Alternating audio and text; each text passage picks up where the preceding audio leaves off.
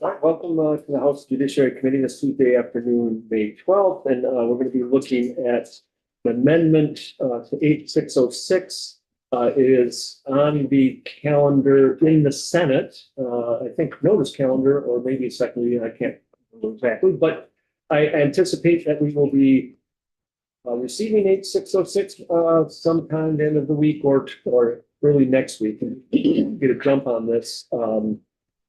So the amendment, I will turn it over to Eric, but we have a few witnesses to talk about it today, and then we can talk about whether there's anybody else we need to hear from, and we'll also see if there are any changes that happen on the floor of the Senate.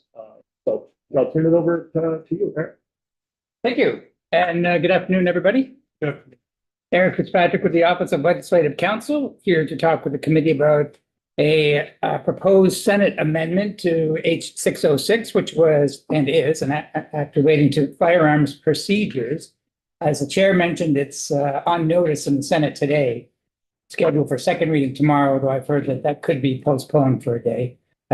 Sort of depends on how they have a packed calendar, as I know you guys do as well on the House side. So we'll see what they can get to. But it should be up this week at some point soon, and then we'll be coming back here. So to give everyone a preview of what's in the language currently, obviously there could always be 4 amendments, so I can let you know if there are any changes made if that happens. But for the current status of the language, what you have in front of you is what was voted out of the Senate Judiciary Committee last week. So that's what you're looking at, and then as the chair mentioned, on the Senate calendar. First thing you may notice is it's quite different than H606 as it left the House. You may recall that the version of 8606 that left this committee and the House included several different procedures and provisions related to firearms. There was a piece that criminalized, for example, the theft of any firearm. Remember, there's sort of this misdemeanor felony distinction whenever there's a property crime. One of the sections that this committee in the House looked at made it a felony anytime that a firearm of any value was stolen. There was another section that increased the penalty when a person who was convicted of a violent crime and prohibited from possessing firearms commits that same offense a second or subsequent time. That made existing 2-year misdemeanor, made that a 3-year felony. Same thing for persons who are prohibited from possessing firearms for mental health reasons, that established that as a criminal offense, and also added that 3rd-time felony. And there was also a machine gun provision in there, prohibited possession of machine guns under state law, which already exists in the federal law. So I think those were all the provisions that were in H606 as it left the House. None of those provisions are in H606 as currently configured. Those provisions are, however, in a different Senate bill, S329, which I think has come over. I think it passed the Senate, last Friday, I believe, or possibly Thursday. Right. So those provisions did pass the Senate, but they're in a different bill. They're coming back in S329, and they put in H606 a different firearms procedure, which is related to a working group that the legislature established last year in the miscellaneous judiciary bill, which was Act 64. So last year, the miscellaneous judiciary bill, you may recall, there was a section that created this firearm surrender order compliance working group. And I'm just reading you the language from that miscellaneous section that passed last year. Working group was charged with examining the statutory or policy changes necessary to create a uniform process to monitor compliance, support entities charged with storing and returning surrendered firearms pursuant to court orders, and identify a stable and reliable funding source or for any additional resources needed to monitor compliance. So the idea was to create a consistent statutory process for situations where firearms are ordered relinquished.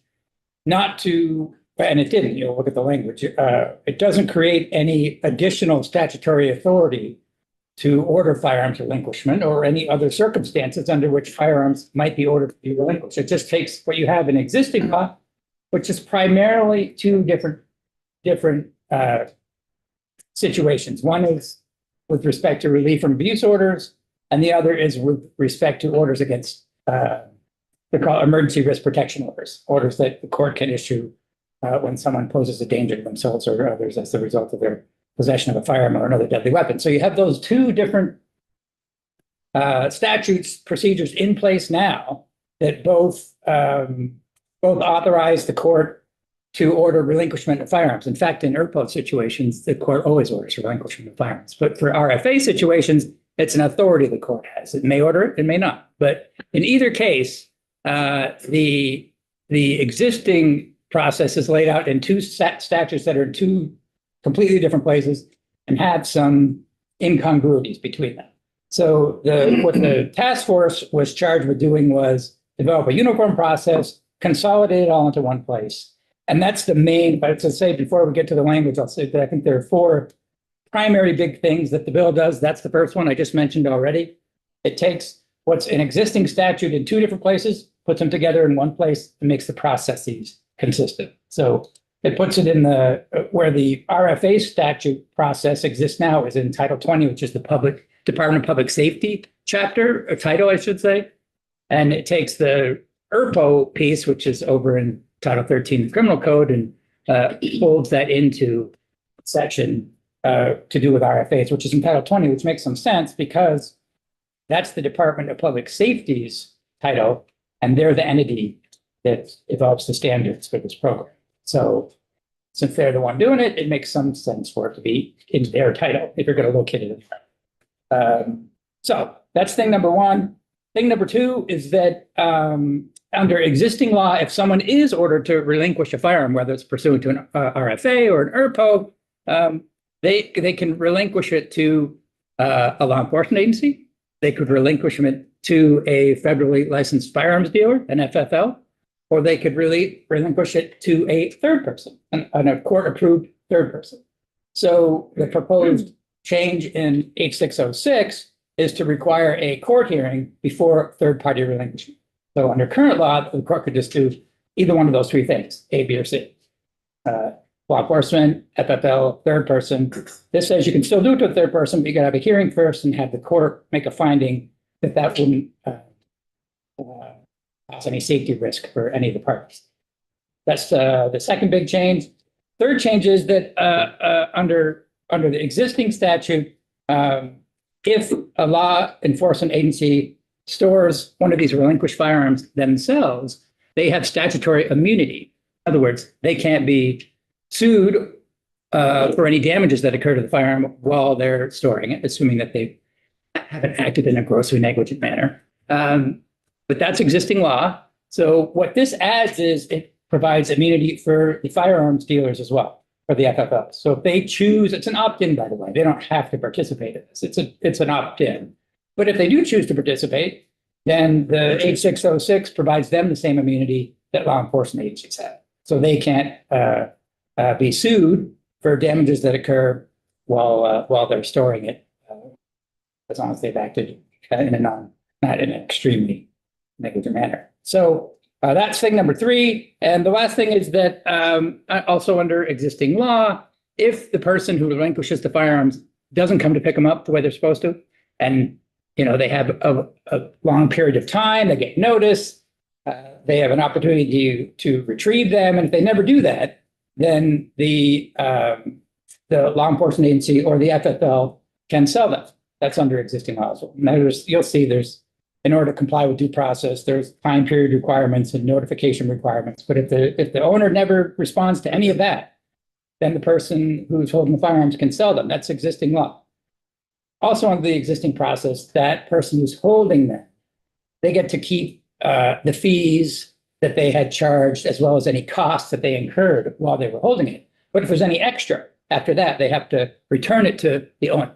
So the proposal is that the person who's holding it can just keep all the costs. So essentially, the firearm is forfeited if the person never responds to the notice and never comes in to within the time periods to let them know that they want the excess returned to them or make an appearance in any kind. If they don't show, then it allows the FFL or the law enforcement agency to keep the proceeds after this. So those are the four main things, I think. And there's obviously other little details in the language as well, but I think the big picture that's what you'll see when we go through this. You'll see various instances of ERPO being inserted in, a dozen different places or so because they're adding extreme risk protection orders, that kind of thing. So hopefully it will be at least somewhat consistent with the big picture that I just laid out. All right. Eric, when the third party has possession of firearms, you have to get a court order to relinquish them. Is that what you said? You mean to return it? To return it, yes. Yes, exactly. Yeah. When does that process start? If there's a date for, that says they can return them on that date, but they've got to go through the court process, when can that process start? Because what's going through my mind, if the order or whatever says, January 31st, you can give the firearms back, but you have to go through the court process. Could be another 2 weeks, another 2 months, another 6 months, maybe, before it goes through the court process. So, You mean the sale process or the? no, to give the firearms back to the owner. Oh, yeah, you'll see there's time limits in there. As soon as the order expires, usually is when the court's going to issue it. So in other words, when the RFA expires or when the ERPO expires, then the person can't be prohibited from possessing the firearm anymore because the order's not in effect. So that's. They still have to go through the court process. And it should, yes, then the court has to be. I think it says it has to be within 72 hours. Done. Okay. Yeah, that the court has to issue the order within 72 hours, or is that the? Didn't pick up on that. No, we'll get to that though. There's definitely some specific time periods in there. And then after the order issue, they've got 90 days to pick it up. There's the 72-hour period in there that I'm having a hard time penetrating now.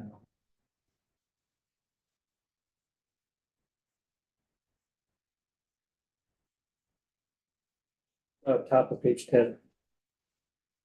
No, that's a different 74 hours. All right. Oh, here it is. Once the court order is released, Where are you looking? bottom of page 9. Okay. So presumably the court order comes down when the relief from abuse order or ERPO expires. So that expires, court issues the order, and then starting, and this is existing law, it's not a change. Look at line 18. Once the court order is released, the law enforcement agency or FFL has to make them available to the owner within 72 hours after the background. So that 3-day clock starts ticking. The So the bottom of page 9? yeah, I think so. The one I'm looking at. Lines. If the court order, if a court orders the release of firearms, Yep. that's what you're looking at. Yep. Okay. Then the agency or the dealer that's in possession has to make them available to the owner within. Then you turn over to page 10, top of page 10, 72 hours after the background.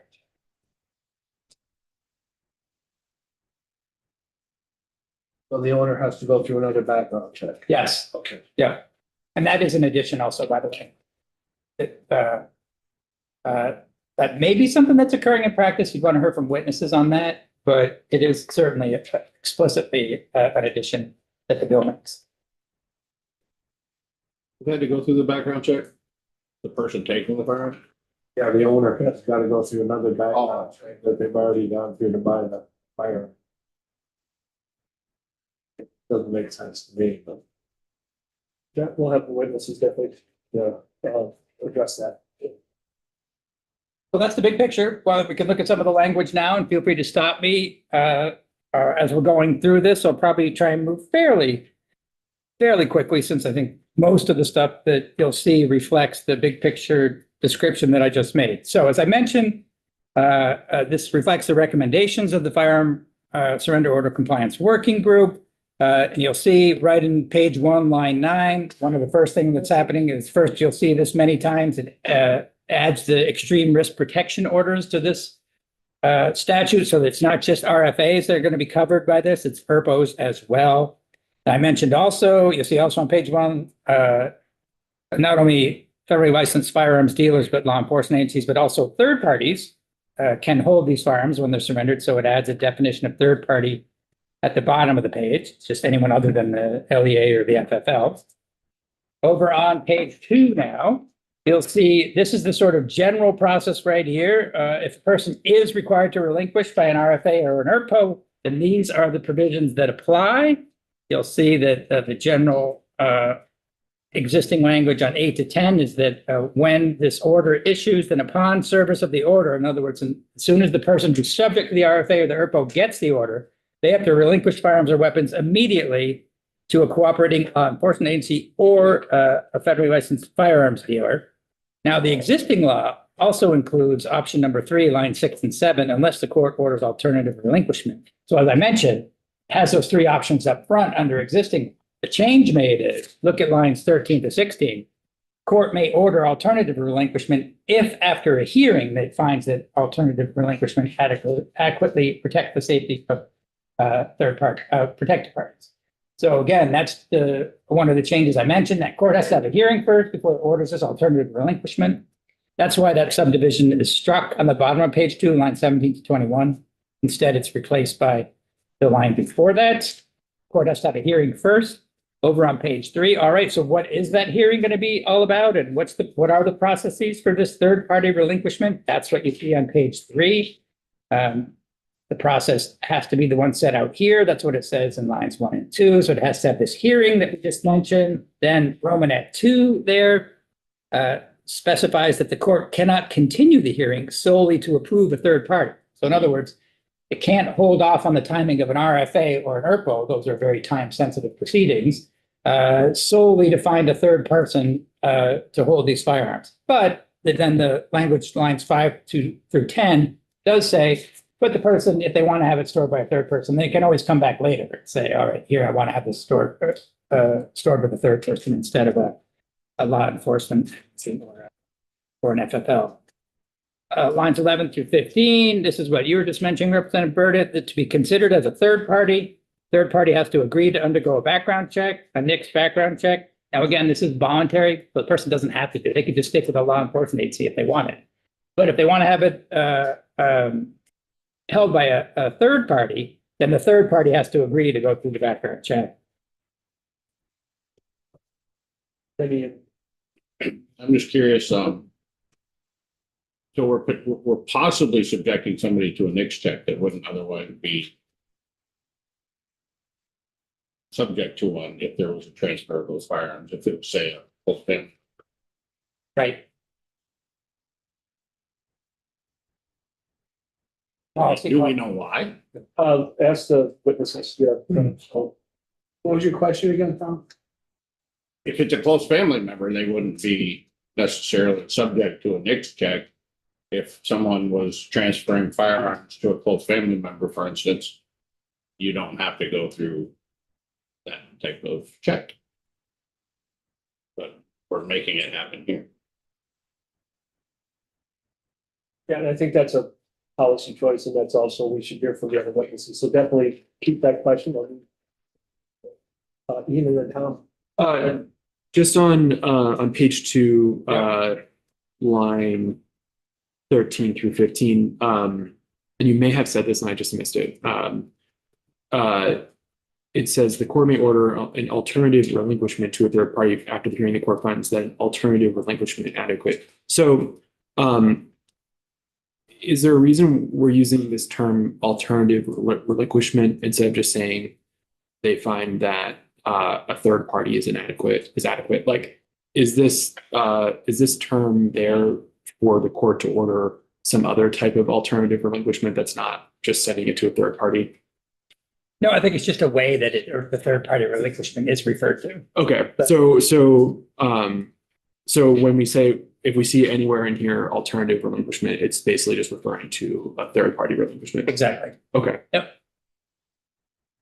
Is there a cost associated with the NICS check? Say it again, sorry. Is there a cost associated with the NICS check? I'm not sure the answer to that. I'll bet witness who could answer that though. Yeah, so we'll get. We'll have witnesses So I have a question for you, Eric, actually, I Yeah. just want to make sure I understand this. This is how B1 and A Romanet 2 work. So an individual for a ERPO, there can be an emergency ERPO, and then, because Romanet 2 is talking about the final lethal abuse or the extreme risk protection order. So that would be potentially after there's an emergency order and the individual, the defendant, would be served and there'd be a date for the final hearing, right? Right. So how can the defendant know that the third party is an option? We know if part of that. That's in the, yeah, that has to be, yeah, it has to be, it's in the, we'll see later on that when they're served with an order, it has to contain information that they had third-party storage as an option. Okay, and so we'll get to that. Yes. Because in the information that the law enforcement officer has to provide the defendant has to include information about third-party storage options. So is that on page 7? That is on page, So is that something different than look at? I just want to make sure I. yes, but it's page 8, lines 5 and 6. But, and we can, I guess when we get to that, we can get to that because that is so, that is not, I think, when somebody is served with notice of the final hearing, I don't think, but we'll get to that when we get to page 8. I'll hold my further question. Okay. Are you wondering because of the emergency orders? Well, no, I'm just wondering, I'm mainly wondering because on page 3, line 7, if the defendant is not prepared to present the third party, if the defendant doesn't fully understand that that's an option, they might, they may not be prepared. If they're understanding that, all right, I have 2 weeks and it's clearly spelled out when I get this service of process that I have to go in and present myself, that's an option, then they can be prepared. Right. For that option. That's what my concern is there. I think the idea is that they would know because it's in that information that the law enforcement officer provides that. Right, and I'm not sure that is provided to them on that page 8, but we'll get there. Okay, sounds good. All right, so we are back to the point that we were just discussing about not being able to have the hearing continued solely to get a third party approved. That was Romanet 2. Romanet 3 is that a third party must agree to the background check. We just talked about that. Moving on further down page 3, no changes to this, but there's also a provision that a third party must sign an affidavit if they're going to hold on to one of these firearms for somebody else. And that's the same language as is an existing law. Brings us over to page 4. Talks about the contents of the affidavit, that they assume responsibility for the firearm, et cetera. No changes to existing law there. Same with the next subdivision C, lower down on page 4. This is that a third party, if they do choose to store the firearm, they can be subject to contempt proceedings if they permit a prohibited person to have access to the firearm. It's the same as existing law there as well. Over on page 5, you'll see subsection C, line 4. There's an obligation that law enforcement agencies and FFLs have to catalog, keep records about firearms that they store here, but no changes there. There is an acknowledgement form added on page 5, that's subsection B. So the defendant who has to relinquish their firearms has to sign a form that acknowledges that the surrender has occurred and it documents who the holder is. That brings us over to page 6. The fees, top of page 6, you'll see there's no changes to the amount of the fees, $200 for the first one, $50 for each additional one up to 15 months, and permits both law enforcement agencies and FFLs to charge the fees. Does add ERPOs here as well, but other than that, the fees are pretty much the same. Now we get to the sale process. That's bottom of page 6, really starts over on page 7.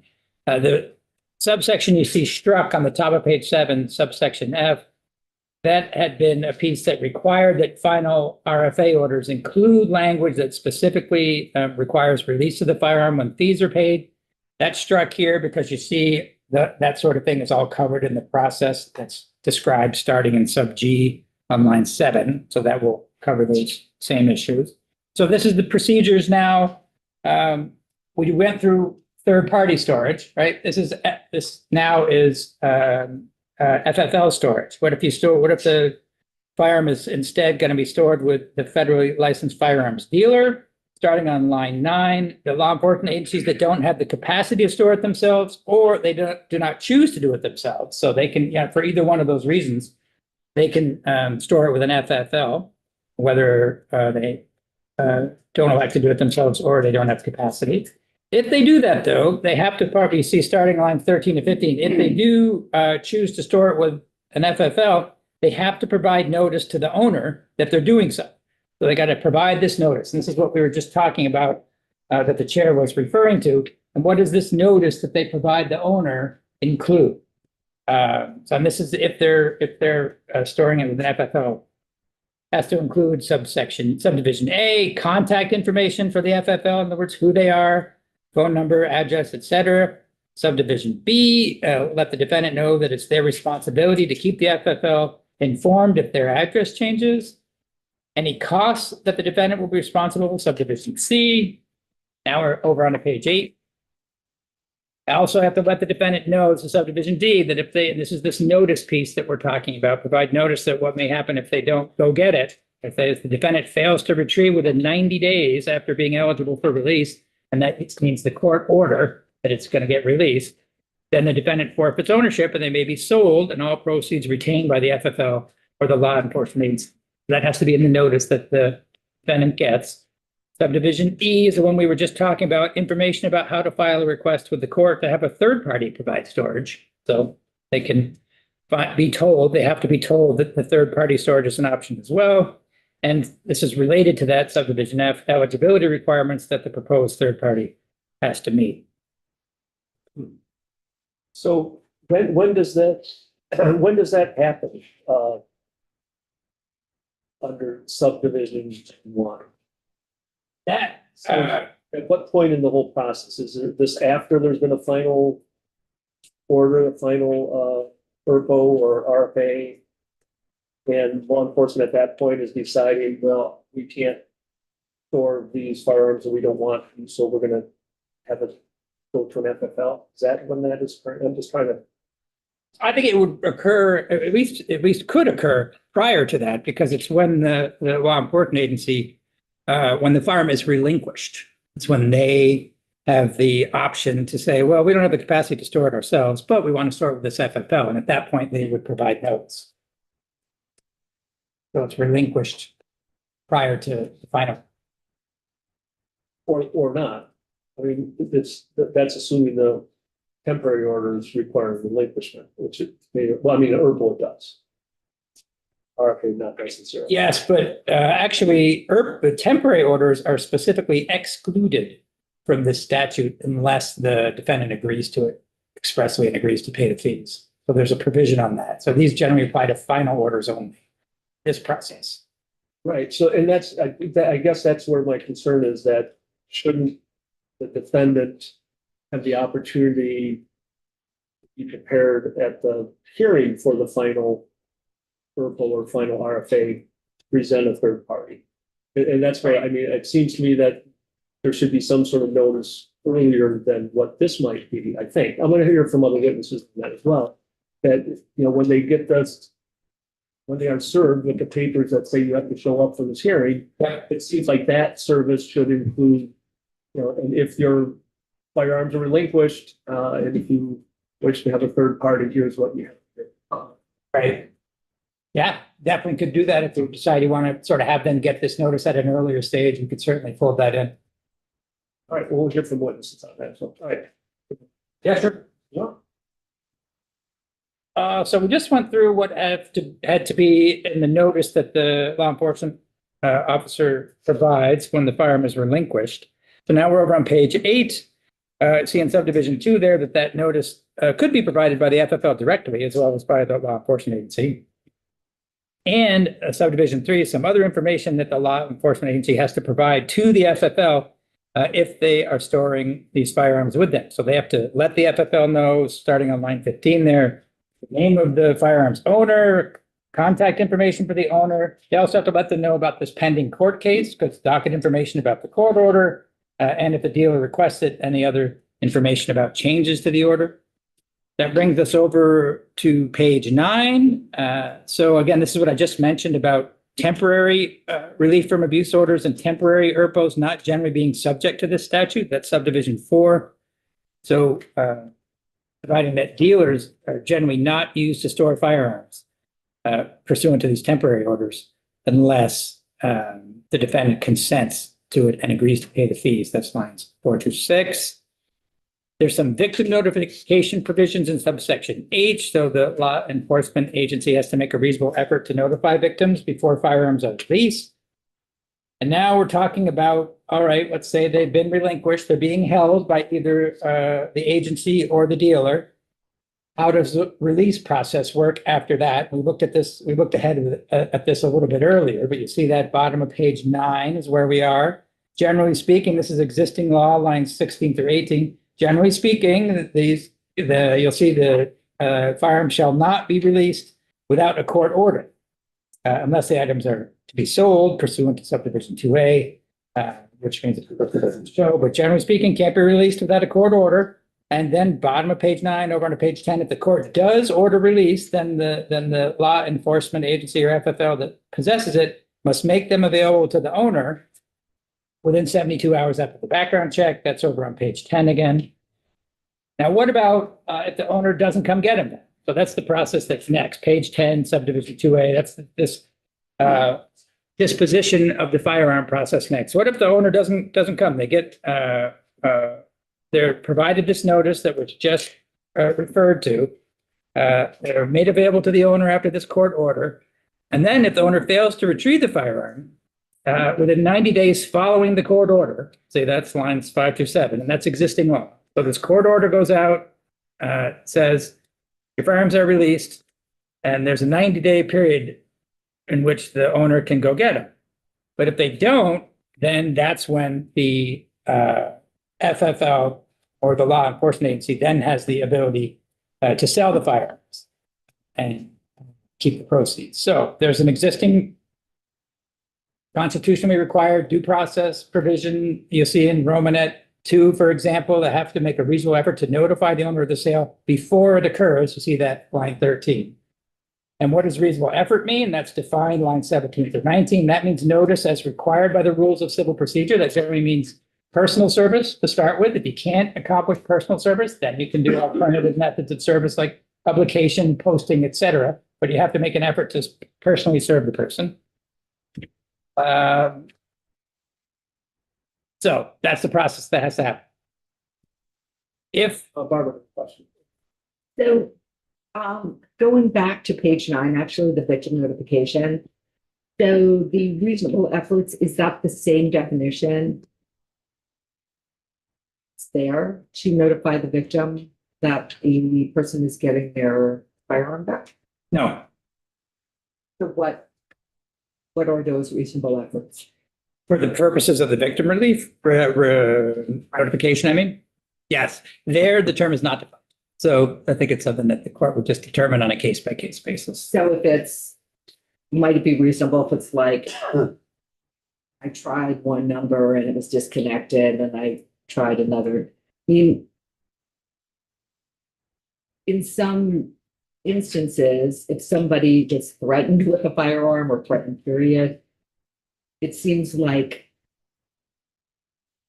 we want to make sure it's not a casual reasonable efforts, but it's like this person would benefit greatly from knowing John got his weapon back. And I bet through testimony we'll hear more, but I just am concerned about, especially law enforcement's super busy. So what might be reasonable for law enforcement to do might be like, look, we are, and rightfully so, they're busy doing their jobs. And That's a good question for a couple of young witnesses, Okay. Carolyn and Charlie as well.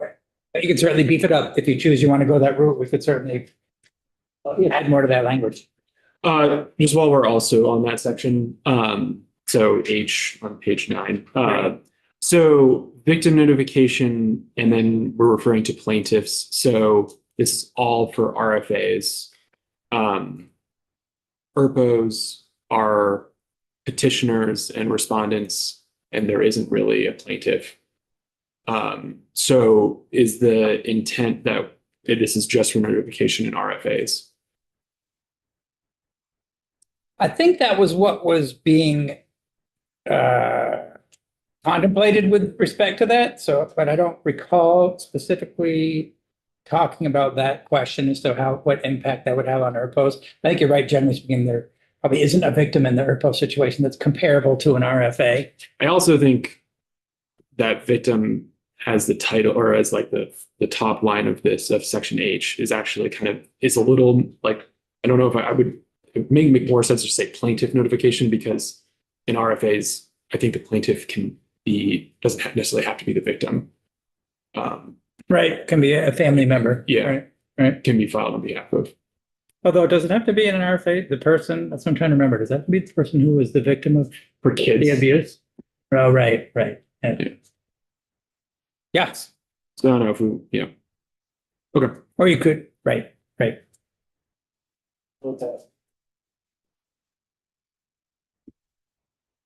Yeah. It seems to me there'd be some sort of carve out, maybe. Given, I understand some people might have one or two goods in their house, other people are gonna have a lot more, and have a significant investment in something. And to just be able to not contact somebody for 90 days, that could be actually a tragic thing. And it seems like you should be able to preemptively name one or two other people that could receive the guns if you couldn't reach the first one. Which section are you on? Sorry. We were just talking about that. The relinquishment, or The return. The return. Okay. And then Oh, I see what you're saying. Oh, That maybe rather than, there may be some other, maybe the person could designate someone. potential destruction of or sales. not Yeah. destruction. So. And it also seems like I look at it different situations. If it's a final order and someone's removed from the house or something like that, that the guns are in the safe, and the aggressor is removed from the house, that why would we even need to move the fire? Also, for witnesses other than Eric, that question, that's a good question for. Oh, yeah. I just thought, I don't know if there's a carve out anywhere in that would allow for it, but I don't. Not as currently, I don't think so, but it's an interesting, could put one in if you thought it was a good idea. Make a note. So I think we're on page 11, and this is where, so you look at lines 12 through 15 right now. And so the whoever's holding the firearm has to, in addition to the notice, we talked about, send a certified letter to the person's last known address. They don't claim it within 90 days after notice by the certified letter. That's when this sale may take place. Again, in lines 14, 15, the dealer or law enforcement agency may retain all proceeds from the sale. So that's the difference between the current law, where person has to return any excess to the owner. Immunity is subsection J. I mentioned that already. This adds the FFLs to the immunity provisions. So you'll see line 17, the very first words there. A federally licensed firearm dealer or law enforcement agency shall be immune. So they're added. That brings us over to page 12. You'll see line 8.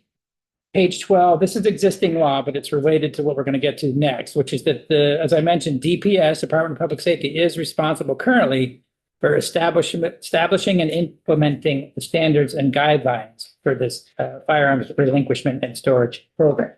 So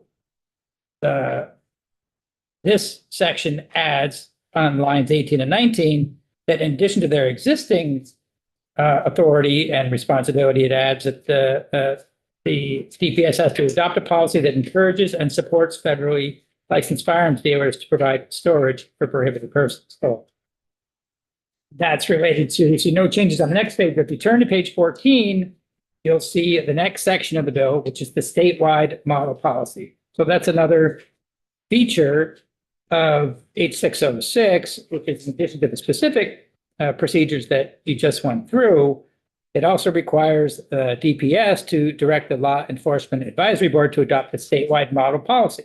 And the statewide model policy would address, this is line 6, firearms accessed by persons who are prohibited from possessing firearms pursuant to RFA orders or ERPO orders or other legal prohibitions.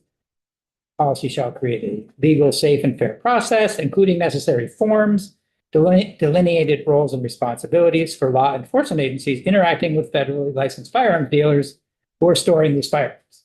So it has to be the statewide model policy on that. You'll see some things that the policy has to address as line 14, I'm sorry, page 14 proceeds.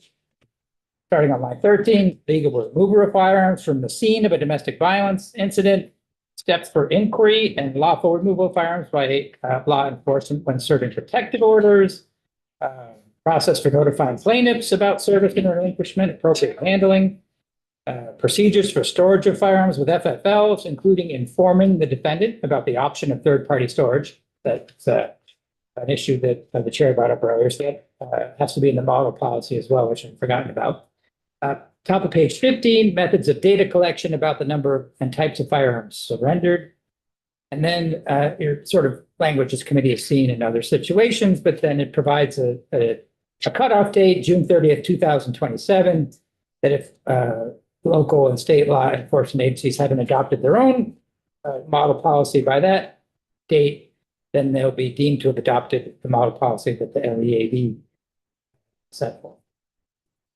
So that's pretty much it. This last section of the bill is just a repeal. Remember, I mentioned that the ERPO relinquishment process is in another section of law, another title, actually, Title 13 of the Criminal Code.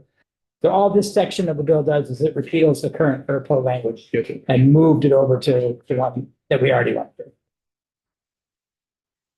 I think that's. Oh, yeah, and also the title has changed. Look at page 20, lines 8 and 9. Remember, different bill than when it left this bill and this body. So it now has a different title as well. An act relating to firearms relinquishment and storage procedures. And when you get this after it actually passes the Senate, presuming it does, that title is what will be at the top. Right. Yeah. Did you say when it passes the Senate? Yes. Yeah. Oh, if. I mean, I don't have any crystal ball, but. I assumed it already had. Yeah. Just one question, because I might want to ask some of the witnesses about this. Has any discussion happened on the Senate side about, so you've got an RFA, so this individual is a temporarily prohibited individual or prohibited person because they've got the RFA, which is in place. Right. But a lot of times, or sometimes at least, there's a domestic criminal case that is also happening at the same time. That the criminal case that's like a domestic assault resolves with a conviction, where that person now is permanently prohibited person. They've relinquished the firearms in the temporary status because of the RFA. They now are permanently prohibited. Was there any discussion what happens in those circumstances as far as the firearms are with this third party or with the police? What happens to the firearms? Right. No, that didn't come up. Interesting issue, but at least not when I was there. Yeah. I don't recall it being discussed. Okay. I don't know if we need there would to. be a permanent prohibition because of the criminal conviction. Yeah. Right. If it's a felony, I think, right? I'd have to look. I mean, I think if you're even just a misdemeanor domestic assault, you're a prohibited person. Right. Yeah. So, Right. and of course it doesn't always happen, but I just can imagine that is a fact pattern that. Right. Right. You don't want them returning it if then the person was prohibited on the basis of their criminal conviction. Yeah. But that's a reason why before the return, there's a. Background check. For another back. Yeah, it was less about that concern and more just like what actually happened. Like the RFA expires, they're prohibited still. But I should get the firearm back up there. Wouldn't it be considered mutual property? I have no idea. And maybe we don't need to, it doesn't even need to be considered in this. I think no. So no, I think there should be some clarification there. I mean, so if that kind of thing happens, shouldn't the person be able to either transfer to somebody who's not a person or sell the firearm? Yes. And is it clear, and maybe that's a question for witnesses again, that scenario where there is a criminal conviction for domestic violence and there has been an RFA and it has been relinquished, we need to make it clear that the person should be able to transfer or sell the firearm since they're not allowed to get it back? Yeah, because, right, they relinquished because they have this temporary status because of the RFA. Then, and, they're not convicted of domestic assault. And then time goes by, that criminal case proceeds, that criminal case resolves with the conviction. Now they should have a right to, resolve the firearms the way they want to. Yeah. Don't flag that as an issue as well. All right, any other questions for Eric? Let's see, let's hear from Carolyn Hanson from the Attorney General's office next. I'll take the other witnesses too. I'm keeping track of the questions, but in case any questions come up with Dave or Henry or. Sure. Yeah, no, that's fine. Henry, why don't we start with you? Sure. So you also can affect your business and we don't keep you too long. So thank you very much for being available. You're welcome. Just identify yourself for the record and proceed. Yes, my name is Henry Carroll. I'm the owner of Carroll's Gun Shop and Police Supplies in Waterbury, Vermont. So if you could just proceed and address your interest in this bill. Well, my interest was to help the AG's office form plan to promote, if you will, and encourage FFLs to sign on to this plan. The goal would be to try to get a major firearms dealer FFL holder in each county or major town or city, making it easier on law enforcement. The FFLs are tasked by the federal government to conduct firearms transactions and sales and safe storage. So my part was to kind of look overall and be a guidance in the ATF compliance part and also the state firearms 72-hour and the NCIC checks, NICS checks, and to kind of, interject and facilitate that way. So some of the changes about the immunity, reasonable fees, they stem from an incident that happened, and I believe it's hindering FFL holders from signing on. There was too much red tape, if you will. There were a lot of unanswered questions about fees, about liability, so on and so forth. So what my part was to help kind of streamline it and promote FFL holders to come on board and get certified with the Department of Public Safety to store firearms. Appreciate that. So are there particular, with the language that is in the bill that is in front of the Senate and on the floor of the Senate, any particular concerns with the language? Or I think the only questions I had was when the owner comes in to retrieve the firearm after a court order, there's still a whole process that has to go on the federal side. So my concern is that somebody comes in and says, the case has been dismissed, I'm here to pick up my firearms, that there is still the state law that applies. They still have to go through a NICS background check with me, even though they may have just completed one with the court system. That doesn't really matter on my license part. They have to go through another one. A lot of times people that have been subject to restraining orders, they get put on delay. And the delay status is they kind of have to look into their background a little bit to find out what went on. So they may have to, and it can, most of the time, it will extend beyond that 72-hour period. So my concern was that there's not going to be a conflict or hiccup when they come in and say, you have to give them back within 72 hours, and the feds are saying, no, you don't. That was one concern, and I can't remember if that was addressed or not thoroughly, how that would happen. Yeah, we'll ask Carolyn to address that as well. So I know there was one question as far as what is the cost of a mixed check? Nothing. On the FFL part, the court system, law enforcement, I don't know. The FFL holder, the NICS check is a no cost. Questions for Henry? So with this bill, there's part of the process could be that you have to go through the mixed check. Absolutely. Is that because of state or federal law? Federal. Well, actually state too. You know, you have the private party transfer. It could be two hunting buddies transferring a firearm from one buddy to the next. You still have to go through the NICS background check, and you still have the 72-hour wait. So, Yeah, I'm just thinking that when they confiscated. yeah. So there's going to be some duplication between the court and the FFL holder. Well, if a case isn't dismissed, I think what I hear you saying is that maybe somebody shouldn't have to jump through so many hoops to get their firearm. That's what I think anyway. But if a case isn't dismissed and the time just runs out as far as the, call it the penalty goes, it's automatic. Is that a federal law at that point?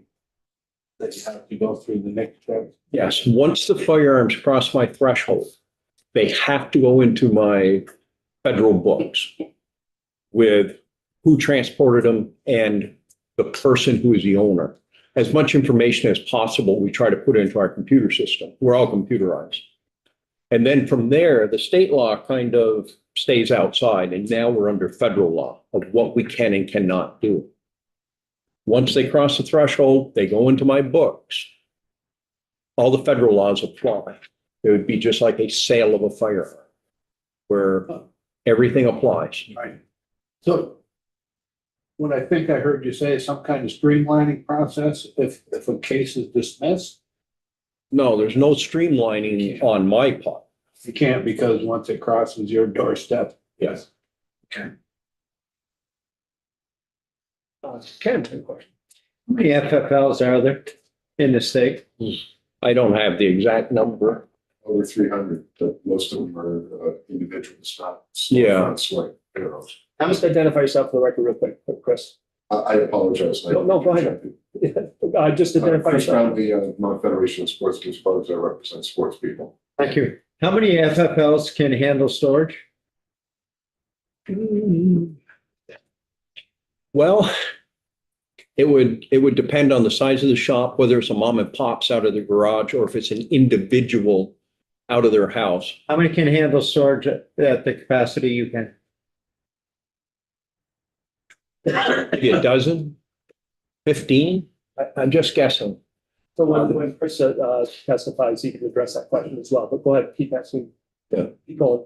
Or you want to direct me how to ask questions? Oh, no, Or I'm where we're I'm going? just saying that Chris had his hand raised, but I'm just saying when you testify, you can answer those questions, Chris.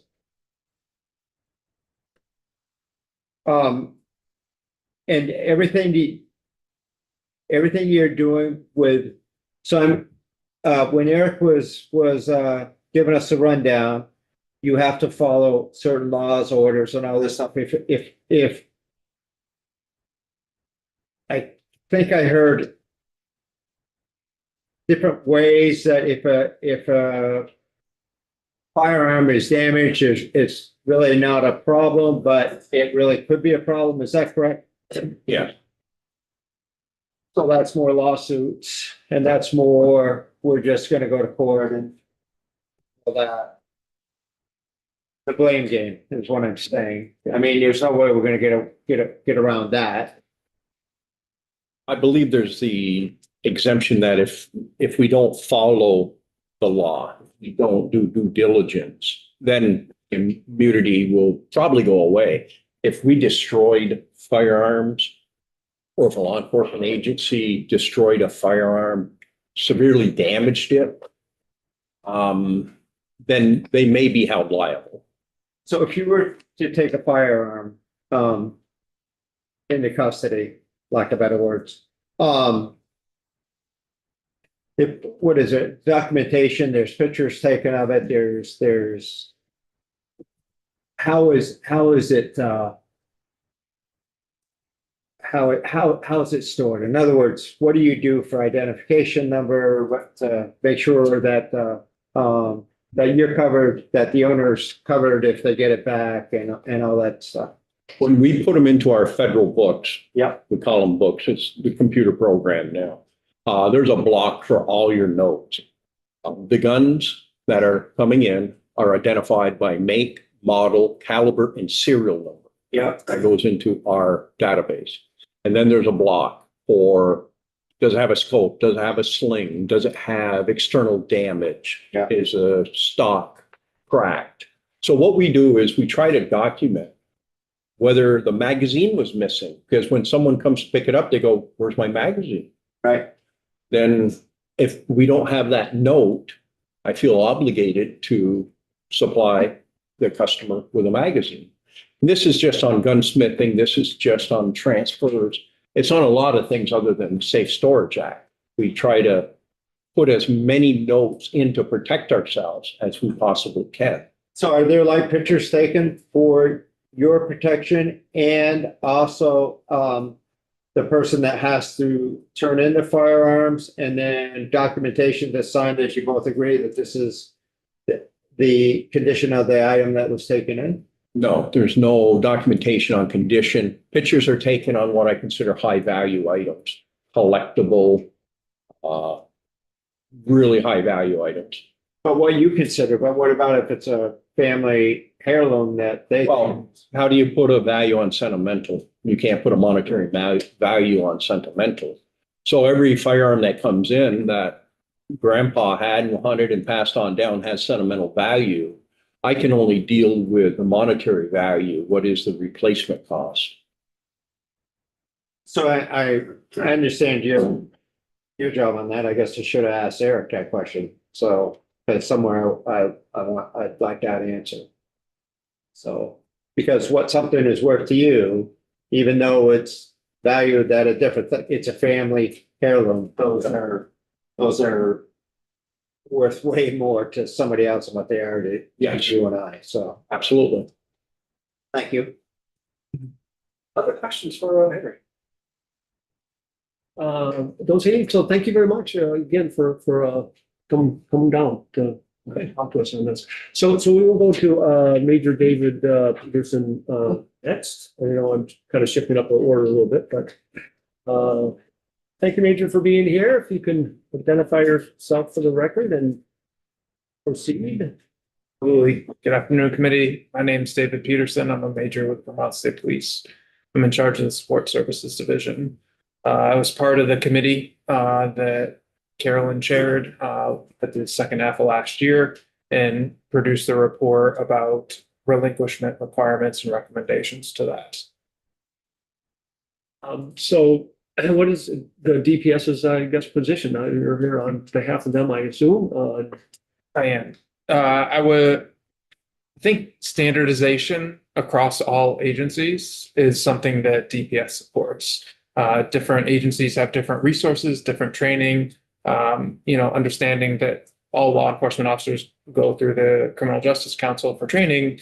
But there's still resource differences. Different agencies are open different hours of the day. Some are 24-hour service, some are only during the weekdays. So these presents unique challenges. We tried to resolve some of those through different recommendations in the report. DPS supports the idea of a model policy because it will try to provide some clarity and certainty for the parties that are involved in firearm relinquishment. Yeah, okay. But you're not even on duty. State police aren't on duty 24 hours a day, are they? Well, they're not a special call? So there are certain hours of the day where we have individuals that are on a standby status that we can activate if they're needed.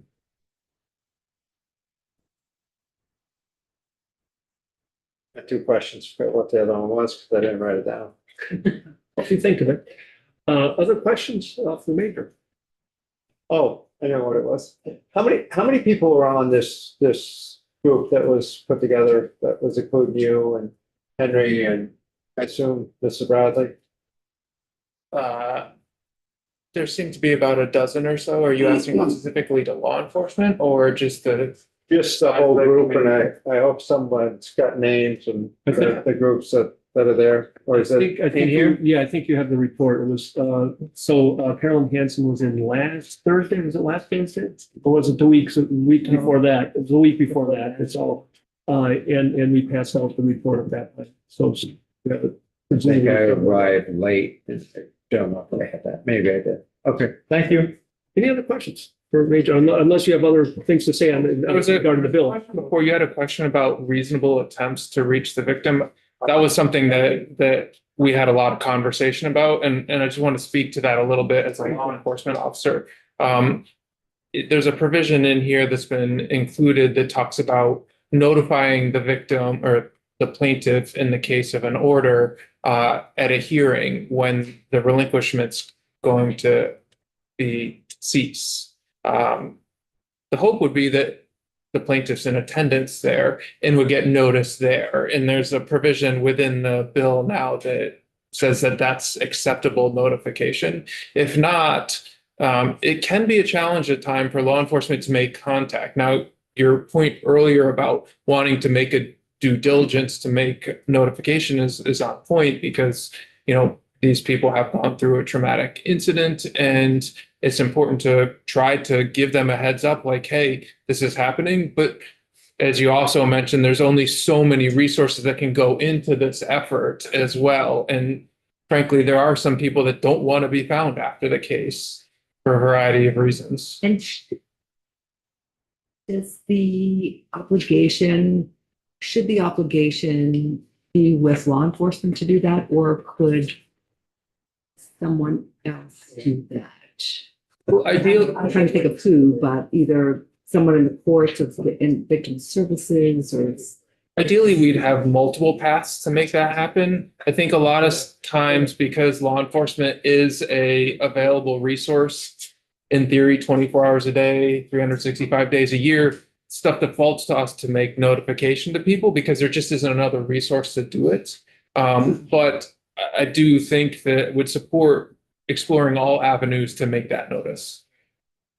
Because, I know you're short-staffed, there are lots of things going on, and you might be working hours that are not, you're not going to be able to reach them. Like, it just seems like it's not the best match to take law enforcement, to have it fall all on law enforcement. I think your reservations are founded, and there's good reason to not default solely to it being law enforcement. But I'm also cognizant that we are a catch-all and might be a backstop where necessary. Right, but we need to be wary of making law enforcement the catch up everything, right? Like, it's just. Agreed. Thank you. Thank you for bringing that. And I can clarify that NICS checks do not cost anything for law enforcement either. Anything not in the bill that DPS would have preferred to have in there? I think we're pretty comfortable with the bill as it is. We've certainly worked with Carolyn and Todd to provide some input as this has gone through the process. At this stage, looking at it, I don't have any suggested additions.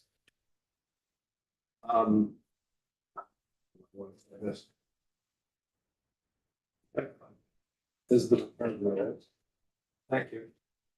Around public safety, I want to form my question, but I can't quite form it. Are you satisfied the way this bill is, that the public will be as safe as possible, I guess, with the system that's proposed?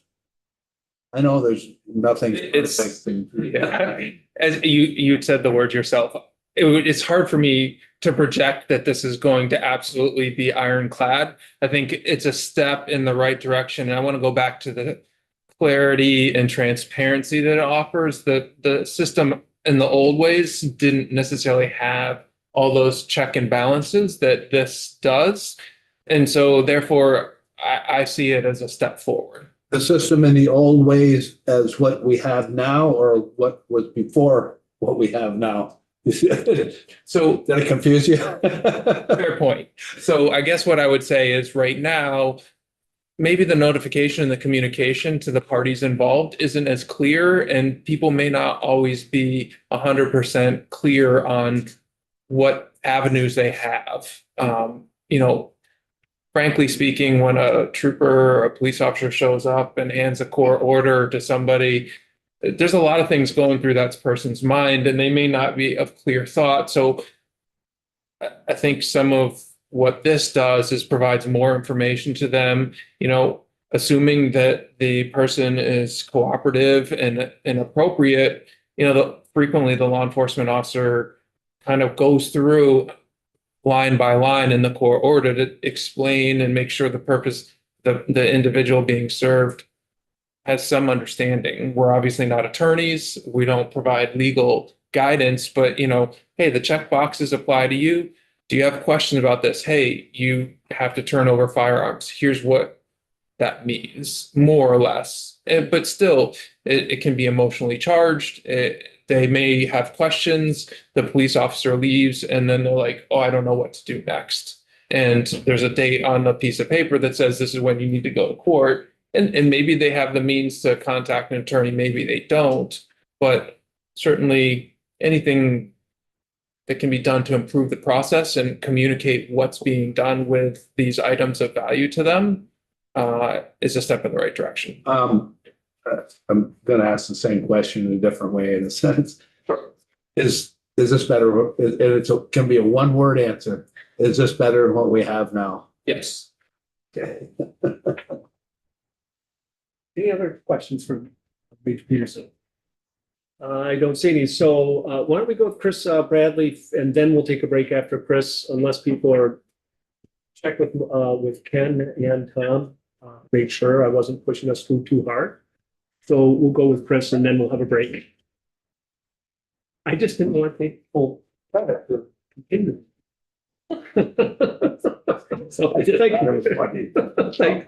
Thank you, Chris, for Good afternoon. For the record, Chris Bradley, Vermont Federation of Sportsmen's Clubs. Thank you very much for not only including the Federation in the original bill that created the working group, but thank you for having me in to discuss this. I guess I'll just, before I start reading my. Back up here. Yeah. Okay. Did you say you were part of this working group? Or I you was a weren't? consultant. There were 9 consultants, and I believe there was 10 principals. So that's what I'm looking at. 10 and 9. So yes, I was a consultant representing the Vermont Federation of Sportsmen's Clubs. So what I'm looking at is members of the working group are, and I can see clearly who they are. Top of the next page. And then I'm seeing consultant. Any idea why you weren't a part of the working group? I know that was discussed at great length. I ended up being a consultant. In retrospect, I think I could have been more valuable as part of the team. Is there anybody on this, sorry to interrupt, No, that's fine. is there anybody in this working group that actually is to your knowledge, is in the sportsmen or gun owners clubs or anything like that? Or Well- anybody that supports firearms, actually use of firearms? I believe the Federation was the only entity, although I will certainly say that the wealth of expertise that someone like Henry Farrell has Yes. is both on the FFL commercial side, but he's also an independent firearms owner. So I guess to directly answer your question, as far as an organization or individual giving input to the group that was representing individual firearms owners, that would probably have been me. And I would have been alone in that aspect. Okay, so thank you. So I just want to clarify. So, I would put, maybe unjustifiably so, but I would put Henry in the elite club of the FFLs and all that stuff in the state of Vermont. I don't think there's too many that have the setup that Henry does in the whole state of Henry Vermont. is the premier in By Vermont far. by far. And I'll be discussing some other FFLs here shortly in customary. I will try to keep my mouth shut for a while. Thank you. My representative, good luck with that. Me keeping my mouth shut? He's my representative. That's a good one.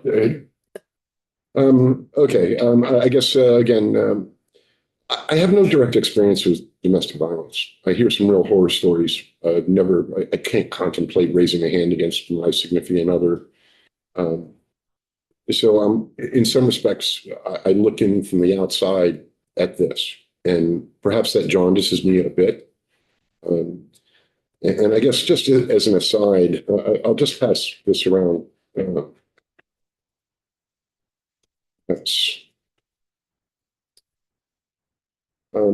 Just to give a bit of a background, the information you have in front of you comes from the Domestic Violence Fatality Review Commission.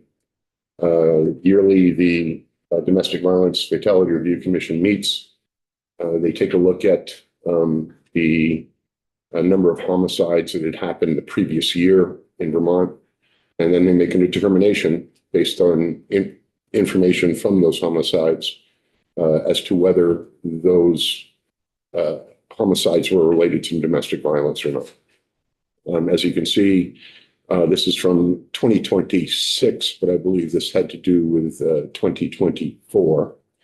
Gives us a little bit year back. There were 457 homicides in Vermont since 1994. That's a period of 30 years. Of those, the commission determined that 204 of those were domestic violence related. Of those 204 DV related deaths, which again, this is 30 years from 1994, there were 196 that had no RFAs at all. There were 8 that had related RFAs, with 6 being current and 2 having previous RFAs, for a total of 8. So 8 into 30 is essentially the percentage of how many times someone gets killed that's domestic violence related in an RFA situation. And we come out with 0.266 DV related deaths per year when there's a current or previous RFA in process. Now, I guess speaking, I'm not sure we'll ever get to 0 with domestic violence. It's just a very volatile situation. It's unfortunate. I don't have the experience, but I needed to let the committee know that from my perspective, when you have an RFA in place, there's visibility on this case. Law enforcement is involved in this case. So I would have to conjecture that DV-related deaths with an RFA are exceptionally low, if not rare. Just turning to the next page, needed to take a little bit of look at just the RFA process itself. Again, 2026 Domestic Violence Fatality Review Commission, 3,200 RFA petitions were filed, which is a staggering number to me. Immediately, even though the evidence is a preponderance in a temporary RFA, approximately a third of those cases immediately are dismissed. They just go away. Okay, that leaves 2,131 situations where a temporary RFA order was issued. That then starts the clock moving towards final orders. Of the 2,131 temporary RFA orders, over 51% never make it to a final hearing. They're either withdrawn, they're dismissed, or perhaps the plaintiff doesn't show up at the final hearing. So we do, out of that 2,131, have a little over 1,000 final orders being granted. And I guess the only thing I really like to point out there is, no, not all RFAs require the relinquishment of firearms. In fact, I'm not sure we actually know. And this is a data point I think we'd all like to find is exactly how many situations or times do we order relinquishment of firearms or even firearms part of the equation here. Certainly, domestic violence is a volatile situation. And just as an ancillary fact for, again, 2026 Domestic Violence or Fatality Review Report, there were no DV-related deaths in 2024 having to do with an RFA, either current or previous. So just putting that as a backdrop, last session, the legislature passed S-189, which became Act 64. Section 24 of S-109 was entitled Firearm Surrender Order Compliance Working Group Report. And that created the working group of various stakeholders and consultants who were then charged to, quote, develop a uniform process to ensure compliance with court orders to surrender firearms. The working group consisted of 10 designated members, as well as designating 9 consultants, with the Federation of Sportsmen's Club being named as one of those consultants. As a consultant, I was invited to give a written report, which I delivered. It was well received, as well as being invited to speak to the group on one of their meetings. In both my verbal presentation and my written document, I shared that I understood that the committee should be looking at 2 sections of law, both ERPO as well as domestic violence. In considering the bill we now have in front of us, the Vermont State Police maintain a list online of the currently available designated gun storage locations in Vermont, and that currently shows 8 FFL entries. One of those entries is Green Mountain Sporting Goods, who are currently no longer participating after serving as a storage location and then being sued by following the law over that action because the existing law gave them no immunity to sell unclaimed firearms. So they ran a bill of approximately $30,000 in legal costs, which is, I think, one of the major things we're giving is FFLs are now being given immunity if they have to sell as well as storage and there's no neglect. So we had Kenneth's question. I apologize. No, you go. Sorry. I told you. Where's this establishment located that? That's up in Derby. That's up north. Derby? Yes. Wasn't there also a situation in Hardwick or something? Didn't they, or did they not buy into it and just said it wasn't worth it or something? Well, I can tell you right now, of the 8, 1 is gone immediately because of Green Mountain Sporting Goods, but they're still listed on the site. 3 of the remaining are absolutely viable, in my opinion. One being Perros, which is the largest and premier FFL in the state. Another would be R&L Archery, located in Barrie. And then Cragen's Gun Store, located in Rutland, has some suitable facilities. So that brings us to 4. I looked at the other 4 FFLs. These are individuals operating out of their house with exceedingly limited storage facilities. I attempted to call each one of them. 2 of them didn't answer their phone. The 2 others that I got, one of them said, if I got 10 long guns, I'm done. Meaning long rifles, I can't store anymore.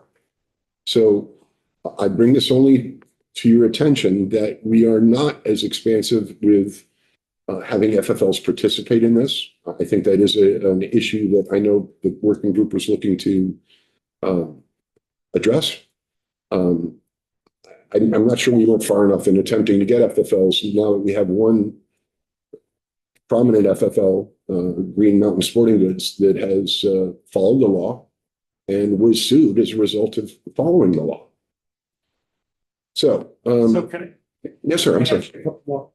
So, the store or whatever facility it was up on 14, right past Pope Cemetery, that they were selling guns, and I thought they were doing other things there. They just went out of business. Are you aware of that? Not, Or the store? I'm familiar with what you're talking about, but it's up to the individual FFL to decide to follow the DPS guidelines and register and go through the process of being a named designated storage Were they location. an FFL? They were an FFL, yes, They were. but not a storage location. Okay. So then, I'm just kind of clarifying. So the sheet, you handed out the sheet, I believe. Yes, sir. I didn't see you doing that, but, the 14 deaths related to, DV, domestic violence, I assume, right? Because sometimes I'm slow. It says 0 deaths with an active or previous RFA. That's correct. In 2024, even though they had 25 homicides across the entire state, the Fatality Review Commission determined that 14 of them were related to domestic violence in some way. Of those 14 related DV-related deaths, none of them had a current RFA or a previous RFA in effect. And this is all from the Domestic Fatality Review Commission. So again, the whole point of this, Representative, is to say that once we have an RFA in place, things seem to change. I don't know how we get more RFAs for all of these other deaths that are occurring, to be honest with you. I'm just looking at the RFA information that I have provided by the Domestic Violence Fatality Review Commission. So I appreciate that, but isn't this bill all drawn up for domestic violence and like? Well, primarily for domestic violence, but also it clearly impacts ERPO as well. But it's not protecting anybody. Well, I guess I'm not sure I can address that point on. Do you think it's addressing anybody? It certainly seems that relinquishment is an issue. And just from a gun owner, being a gun owner, and again, domestic violence situations are exceptionally volatile, especially Mr. Ghostland, I'm showing up here. You have to leave your house. You can't come back. You can't call your kids. You're not going to be able to come back to this house. So take your clothes and you're coming with me, sir. I believe that's representative of what essentially happens. At which point, and I'll touch upon that in a minute, you're removed from the place that you actually probably store your firearms at. And you can't go back until the court says you can go back. So if you break the law, clearly you can go back and break the law, and then at which point you've crossed the Rubicon, because at any time someone's going to break the law to accomplish something, they're nobody I'm defending or even looking at. But as far as I can certainly see as a gun owner, especially in a volatile situation, being suddenly told, you have to give up all of these. That's going to make a volatile situation potentially even more volatile. And I actually touch upon that in testimony a little bit later. In temporary RFAs, we've separated a person from the domicile they're at, and we're protecting the victim by that separation. That's the entire intent, I believe, of an RFA, to put space between them. That person, by federal law and state law, cannot have or possess firearms. But we've now separated the two.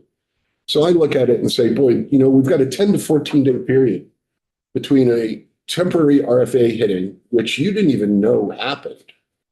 And 14 days later is when you're actually going to have what I would refer to as due process for losing your right when you finally have your day in court in front of a judge. And just stepping back for a minute, and I know I'm not going to make any friends with this one. If we can get a judge out of bed at 2:00 in the morning to listen to a victim say, this happened, you need to protect me, and so forth, then I guess I'm a little surprised that we have to wait 10 to 14 days to give the alleged defendant his day in court. And certainly, somebody like me, I'm a firearms enthusiast. I'm a bit of a collector, probably a piker in that term as far as other people who collect firearms.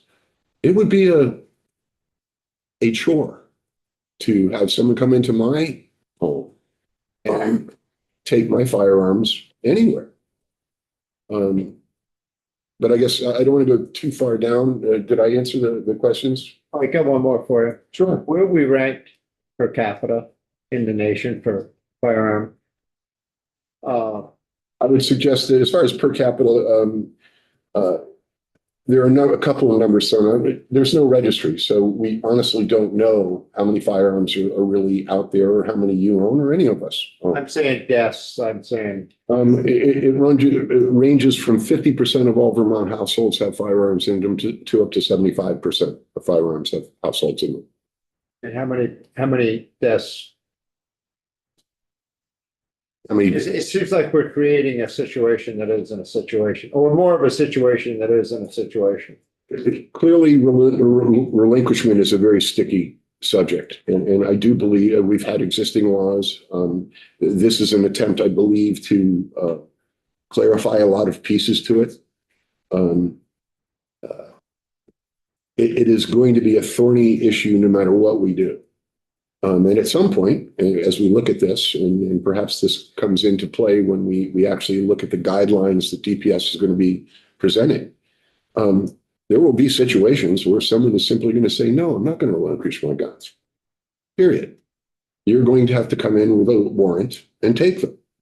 I think it's nothing I am defending, but I think it's a realistic situation. And I guess in looking at just the RFA in particular, when law enforcement, and I have the utmost respect for law enforcement, but I think law enforcement will universally, and I'll defer to the major, one of the most volatile situations law enforcement can find themselves in is a domestic violence situation. When they come to take you out of your house, at which point, not only you are going to be upset, but in some cases, the alleged victim is going to be upset because now you're being taken away. So the officer involved can be facing it from not only the victim, but also the purported defendant. It's an exceptionally volatile situation. Unfortunately, a lot of domestic violence that happens, they end up getting back together and it causes more of a. Well, I guess that is the number of times you may recall in Burlington, there was a Lumumba situation where a gentleman had relationships with 3 different women, each one of which took the action of a temporary RFA, but none of them ever showed up at the final hearing. The 4th woman ended up getting killed by this guy. And taking a step back, I guess another thought, and I think Judge Zoning can relate to this, or perhaps, when you get and Carolyn, I'll defer to you, when a victim comes in and says, here's my affidavit of what happened, and they give it to the judge, I'm floored that the judge can only look at what's in the affidavit and has no ability to look at the history of the person that's in front of them. He can only, please, I believe that the judge can only look at the document in front of them. They could not look at any other information related to the defendant. Yeah. Just want to, if we need to. Tom has a question. Yes, sir. The situation you were talking about when law enforcement goes to somebody's house, they remove them from the house, how they get their clothes, that whole process. There's firearms there that have to be relinquished. They're relinquished. That's all existing law, right? So there's nothing in this bill about that. Oh, it does address that. And I have some thoughts on that. What you were talking about is all, I think, is all existing law. It's pretty much existing law, yes. So with that, I'm gonna go back to is it Green Mountain Gun Shop? Green Mountain Sporting Goods Green Mountain Sporting Goods? up in Derby. Do you know if they've been approached about possibly getting back into the program if they're exempt from the lawsuits? Brian Lemieux would probably give you an earful. I spoke with him directly. I speak with many FFLs because indirectly we represent them when we try to. It was an exceptionally costly situation. No, I know that was. I'm talking about going forward. That's just I just wanted to throw that out. there. It may very well be if he, The if, potential, I mean, if he's got the potential to make some money on it, maybe he would. And, as far as what we have now, as far with relinquishment, I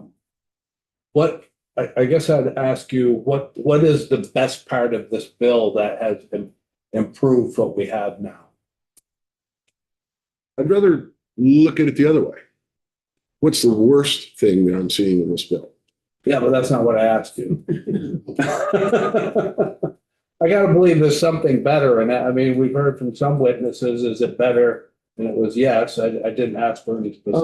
Nothing, to be honest with you, nothing immediately strikes me is standing out as being exceptional versus what we have currently.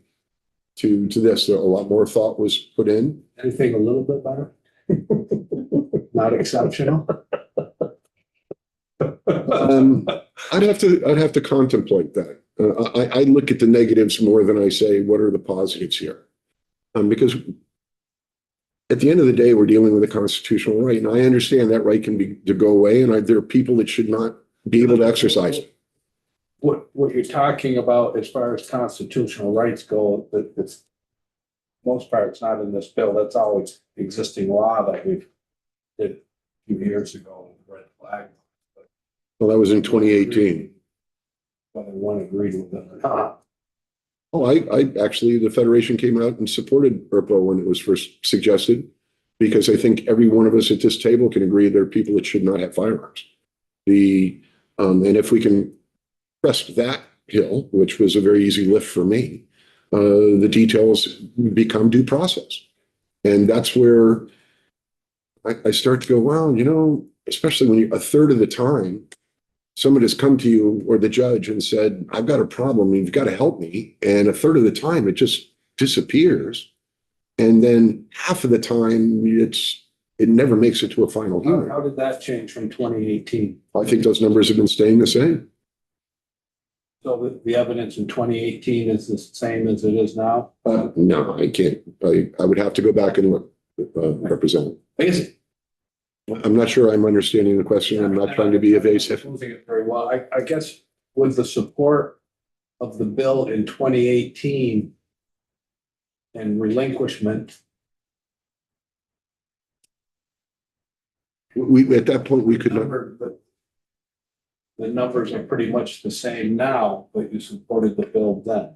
I supported the bill then if the standard of evidence was clear and convincing.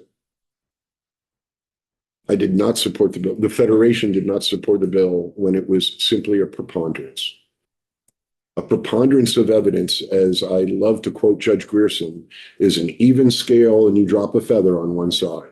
That is a preponderance, and that just does not seem to strike me as being appropriate when we're dealing with a right.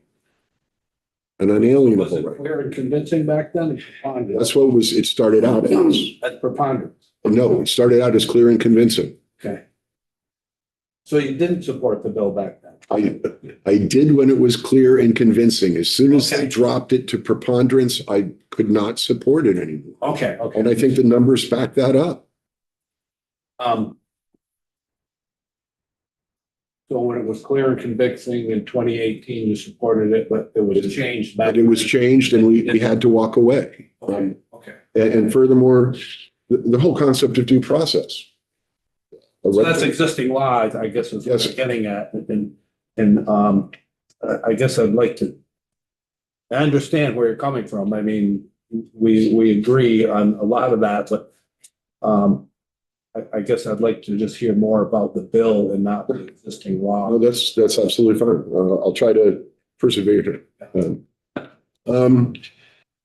Okay, talked about the FFLs and the limited number we have available currently.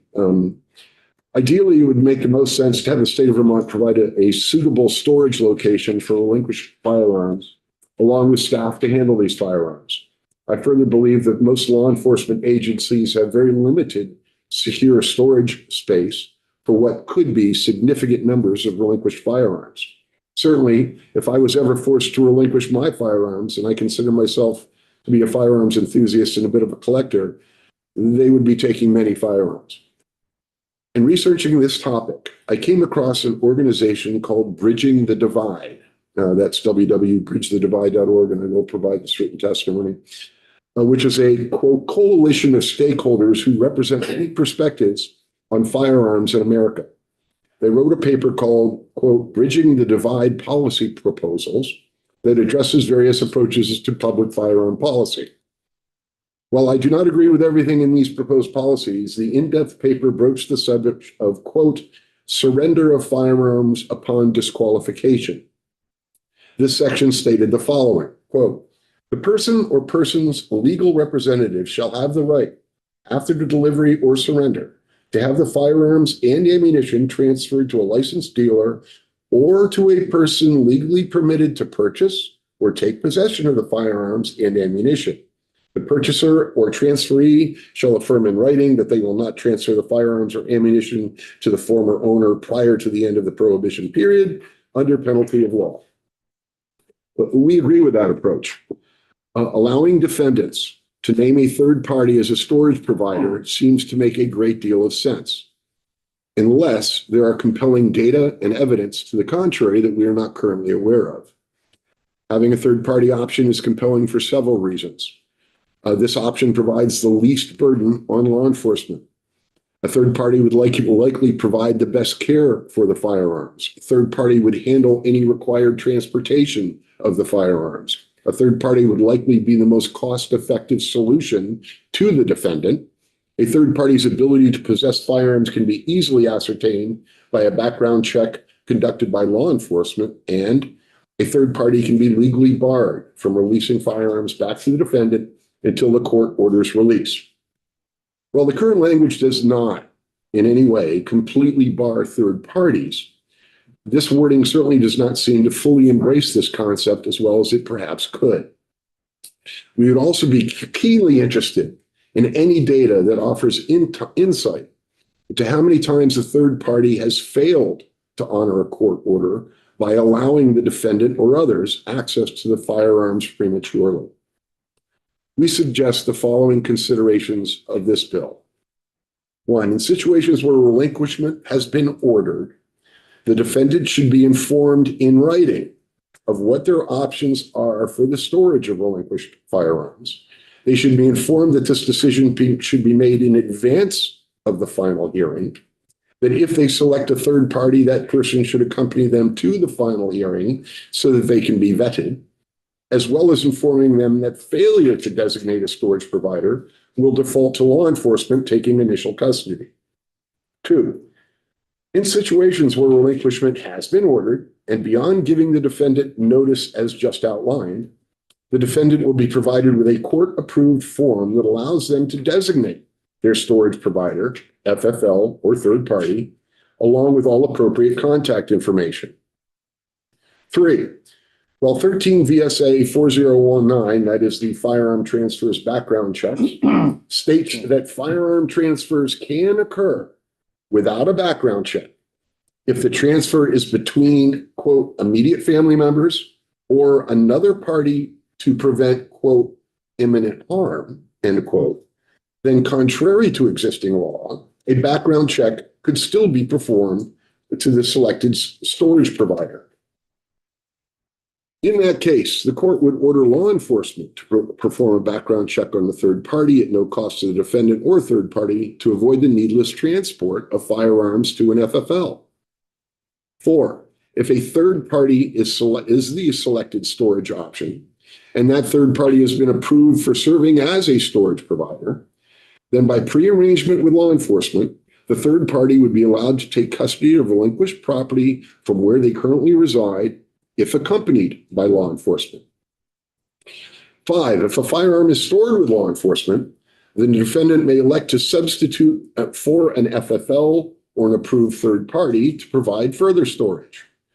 If they are stored with an FFL, the defendant may elect to substitute for an approved third party. Six, in all cases, be it an FFL, third party, or law enforcement who becomes the storage provider, all entities would be given civil and criminal immunity from liability for the legal sale of firearms under law, as well as immunity from civil and criminal liability for any damage or deterioration, so long as this was not the result of neglect, gross negligence, or intentional misconduct. Right now, there's no immunity given to a third party at all. It's given to either law enforcement or an FFL, but not third parties. That needs to change. 7, under current law as well as current Department of Public Safety guidelines, and in situations where the owner may again legally possess them, but fails to retrieve their firearms within 90 days, current law says they can be sold. If they are sold, then under current law and DPS guidelines, once all storage debts are satisfied, any remaining money would go back to the owner. Under the new law, any remainder would be kept by the entity storing the firearms. While possibly viewed as an incentive to FFLs, law enforcement, or even a third party, if they were allowed, to take the responsibility of storing firearms, this strikes me as an illegal taking. Only the firearms needing to be sold to satisfy debt should be sold, with any money remaining going back to the owner, as well as any unsold firearms, assuming they can legally possess them. 8, with temporary orders, we understand that a court order will typically require that the defendant be removed from a shared domicile with a stipulation that they cannot return until allowed to do so, which is most likely where the defendant stores their firearms. With their removal from the domicile, the defendant has effectively been separated from their firearms with no immediate access to them legally. I'm gonna go back a little bit. Oh, third-party immunity, was that discussed in the Senate? This did not, there was limited testimony taken on this in the Senate. On third-party immunity? Yes. I don't believe that was even mentioned. I don't believe it was mentioned. Oh, no problem. If, can I ask a question? Yeah, go ahead, Angela. Just on the point that I think you were just on about, and you've mentioned it a couple of times, that typically an RFA, it's your understanding that typically an RFA will separate a defendant from their domicile, and that you're assuming that's where they store their guns. Do you have data that shows that's true? No, it's just intuitive. I mean, you live in your home. I suppose you may have a storage facility or something outside, but Right, yeah. I mean, you mentioned you have a number of guns. Are all of your guns in your homes? yes, they are. And do you think, in your experience, is it fairly common for people to keep a gun in their car?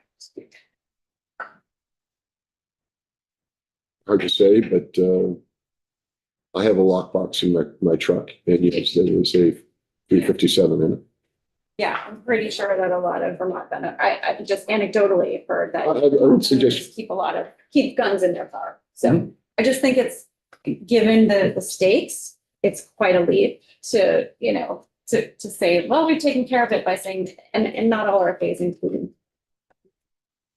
prohibition, you're barring. Your point is exceptionally well taken. And I could have loaned a firearm to a friend and nobody knows it. And I think that's part and parcel of the problem. Because part and parcel of the problem is, as you've shared with us, of the 25 homicides in Vermont in 2024, more than half of those deaths were related to domestic violence. And of those, 64% were death by firearm. So I think that's really what we're trying to get at. And I just want to be careful about announcing, you named the chore it would be for you to relinquish your firearm. And I just want to be ever aware of the chore, and that's not the word I would choose, but it is for a victim of domestic violence to get away from that violence. And I really think it's important to be mindful about it. I appreciate your point. Relinquishment only comes in play with RFAs. Yeah. So for all of the other deaths that you've been talking about, that there's something going on, doesn't have anything to do with this bill. Right. It has a lot to do with other elements of firearm ownership, firearm laws and things like that we can't necessarily get at. So where we can, and we must. And I think this issue falls in that category. Certainly a matter of perspective. Tom? The representative from Wilson brings up a point that I brought up before too. I mean, the relinquishment then really goes to the person that is the owner of the firearms and trusting that they give up all the firearms. If I don't disclose what I have, you're probably not going to get them all, which creates a false sense of security to begin with. And I've always been an advocate. That's the danger with a law like that. That's why I think, unless the plaintiff is willing or able to account for whatever's owned, we may never know. The person that's already the potential defendant and criminal is the person we're relying on to give them up. You're quite right, sir. And just if you go back and look at the bill as to what the definition of a firearm is, antique firearms and black powder firearms are exempted. So even taking all modern firearms, that person is still legally allowed to have firearms that were very efficient in the Civil War.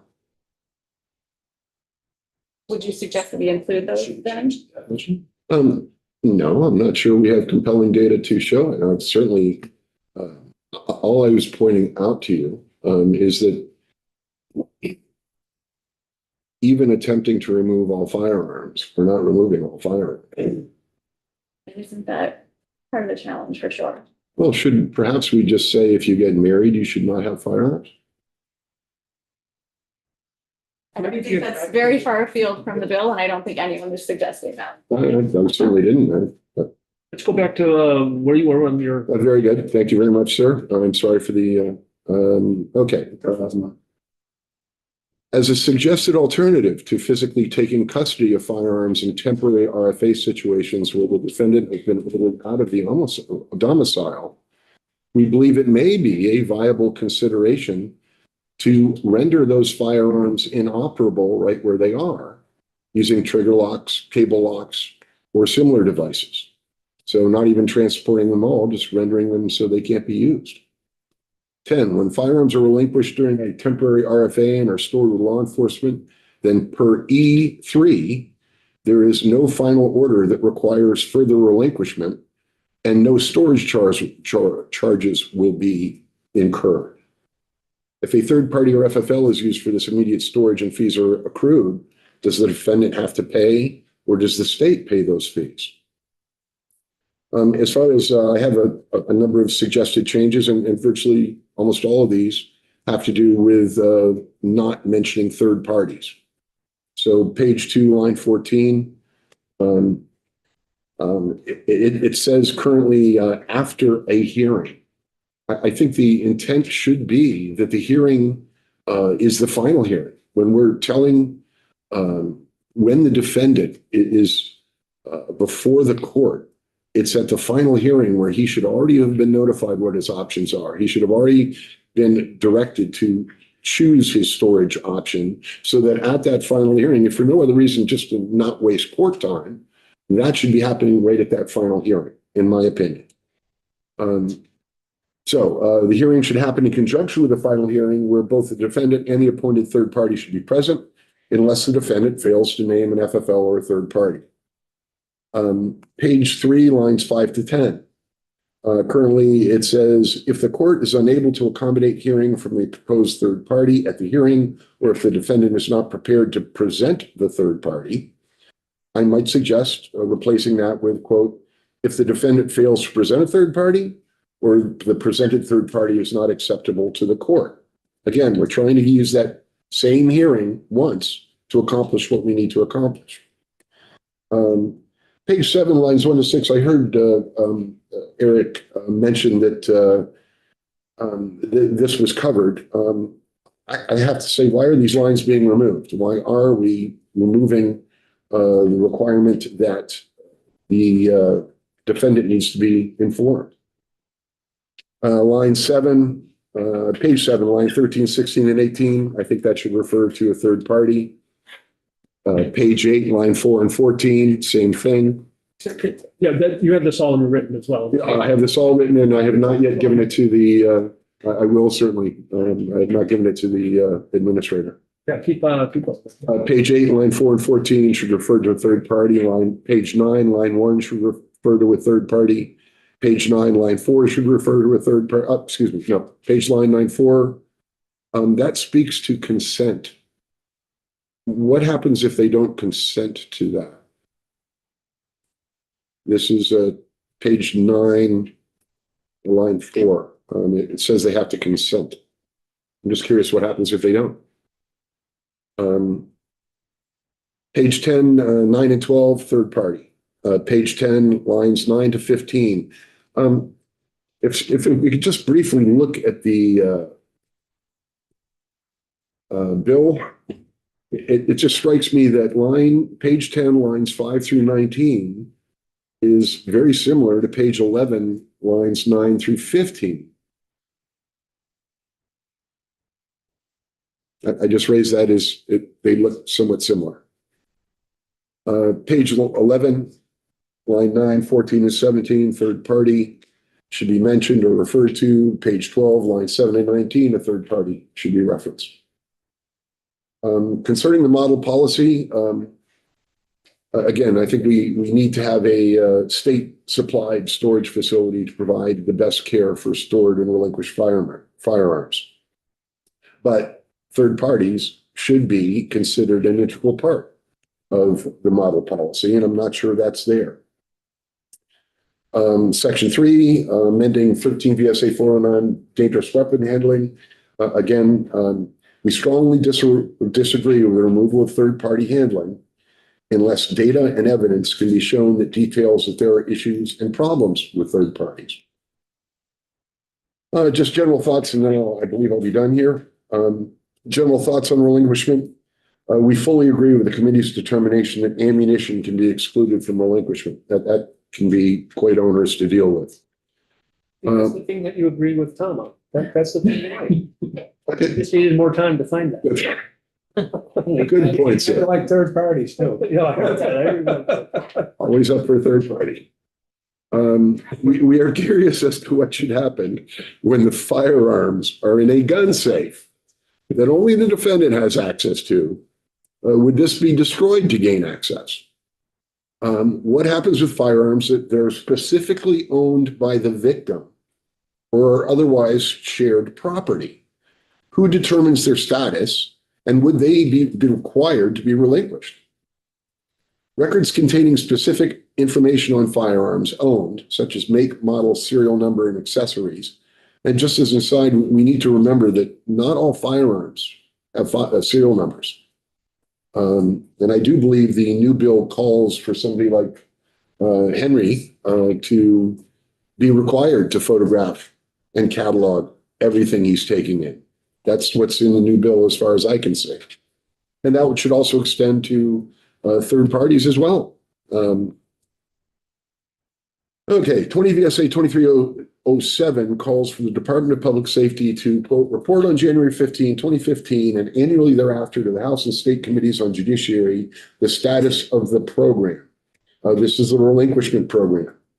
In reviewing the legislature website under, quote, reports and research, and then performing a search for relinquishment, I find reports for 2018, 19, and 20, but there are no further reports. I'd hoped that this report would provide concrete numbers on such things as how many individuals have been required to relinquish firearms, how many firearms had been relinquished, the number of firearms were ordered returned to the owner, the number of times firearms were ordered to be returned to the owner, and how many times firearms had to be sold. We also believe it would be beneficial to be able to ascertain just how many times that courts order relinquishment, and of those, how many individuals annually lose their firearms and how many individuals gain them back. Finally, we foresee situations where some individuals will not willingly comply with relinquishing their firearms, which would necessitate law enforcement to obtain a search warrant so that all firearms could be confiscated. However, we see no language in this relinquishment process to allow that. However, that may be part of the proposed model policy development. Thank you for your attention. Is there any question that, and I will provide this written testimony to the chair. So Remember, because I feel like when we set up this, the bill and the study group or the work group, we had you in and talked with you about like you being a consultant rather than on the committee. Do you like I feel like there was definitely an issue not an issue, but people on the committee wanted to check and see what made sense for your role. And I think we were trying to balance how big the work group was going to be versus how many people. And my memory may be faulty, but I thought you were like, it would be really good to have the FFL on and that you would be a consultant. So I feel bad to hear that you were wishing that you were on the committee. There were 5 meetings of the committee. Carolyn let us all know what was happening with those. I didn't know when the first meeting was held. I didn't know when the second one was held, but I know after the first one, I got an email saying, hey, we'd like you to give written testimony and participate. And I did. I jumped on via Zoom. I just, of the group, who was representing firearms owners? And that's not an end all. And I understand that firearms are very divisive issues, but I do think that coming in only as a consultant, perhaps before the final report had been delivered, I might have had had the basis for some discussions with the group.